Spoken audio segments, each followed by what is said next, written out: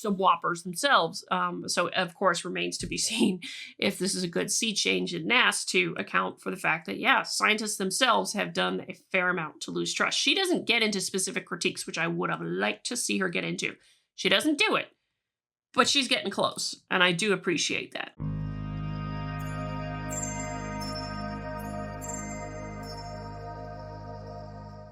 So, following the 2024 presidential election in the United States, there have been a number of pieces that have started to appear with regards to the election, with regards to the results of the election, but also with regards to what all of this means for science in general. And I've already talked at length about some of the things that have been said. But this piece caught my attention. I haven't read it yet, but I did see it come across my Twitter feed as a good piece to consider.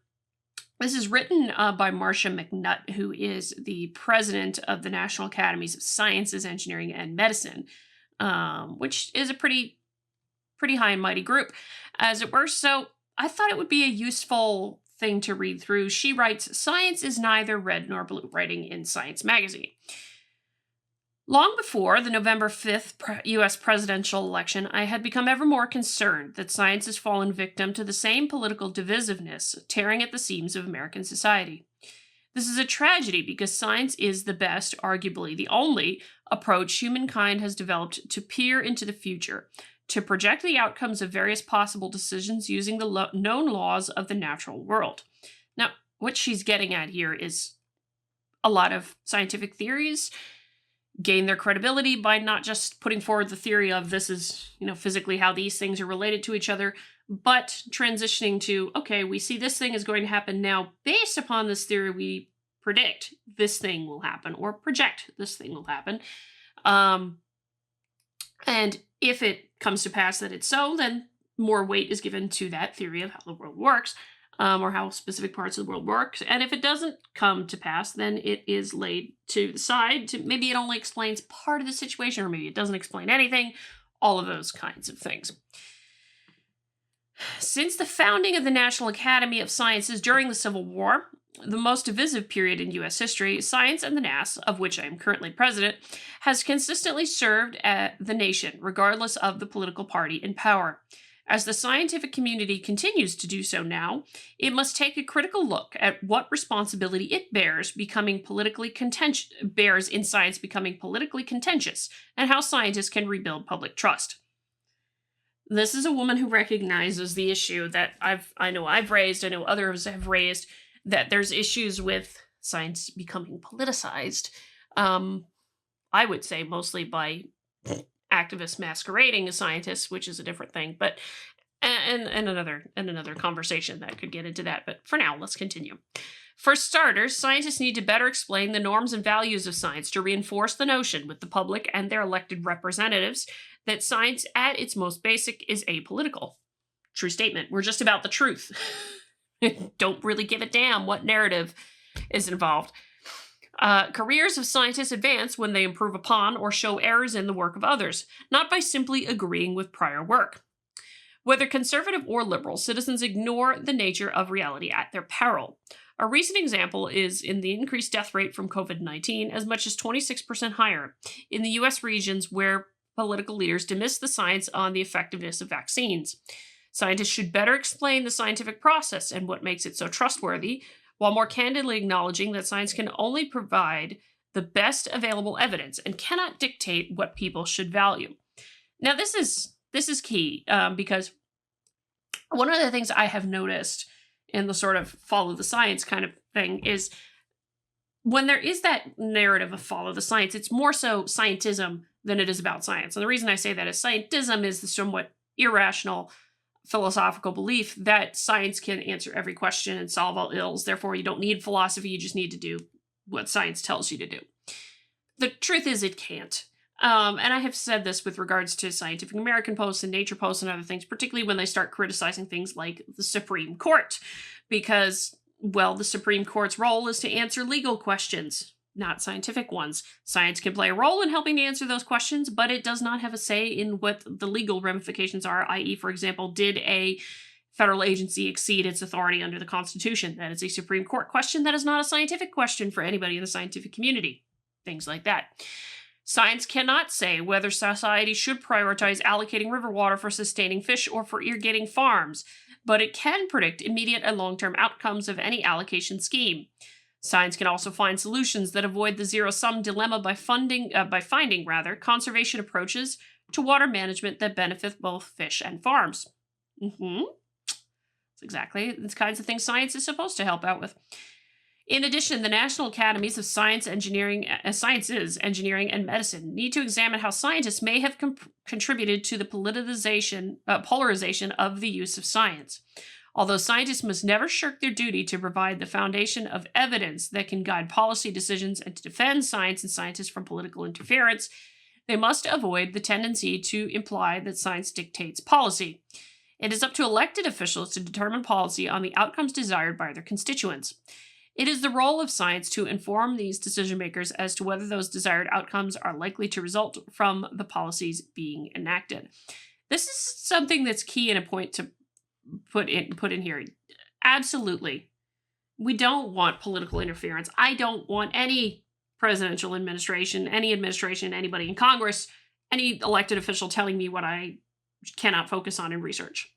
Or what I can focus on in research, putting pressure on me to put particular results in and what have you. I don't want that. We also, there's one thing she's not mentioning here, which I think is a little bit of an oversight.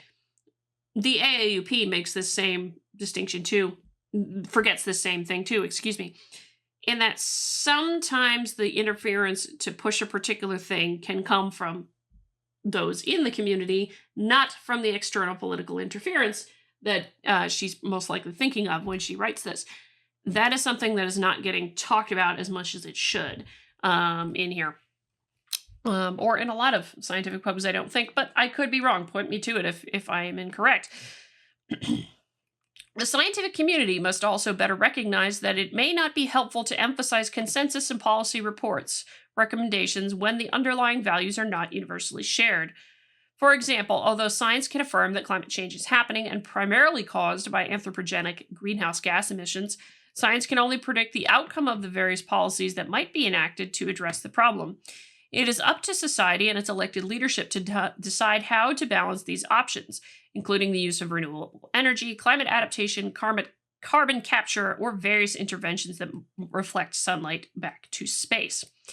Here's another key, very, very key point. She's actually very correct. Like, I this is my first time reading it. I'm finding myself in a tremendous amount of agreement, which is a rare thing for when I read a science piece, to be honest.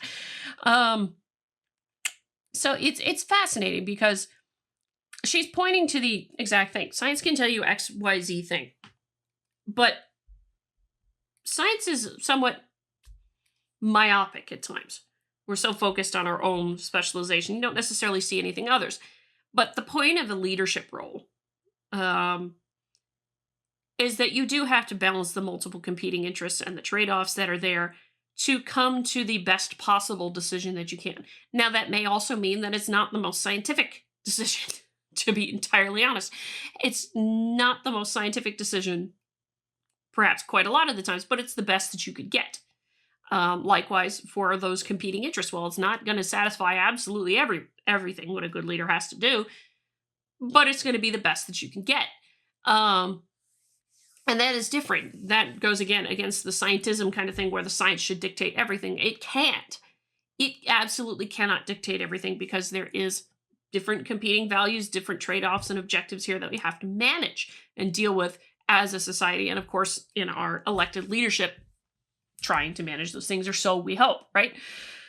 But that's the main thing that folks have to recognize there. And this is, she's getting at, without really saying it, one of the things that has proven a problem for trust in science is the idea that science, trademark, right, must drive everything is sort of the meme that's out there. But it is what is pointed to here as the main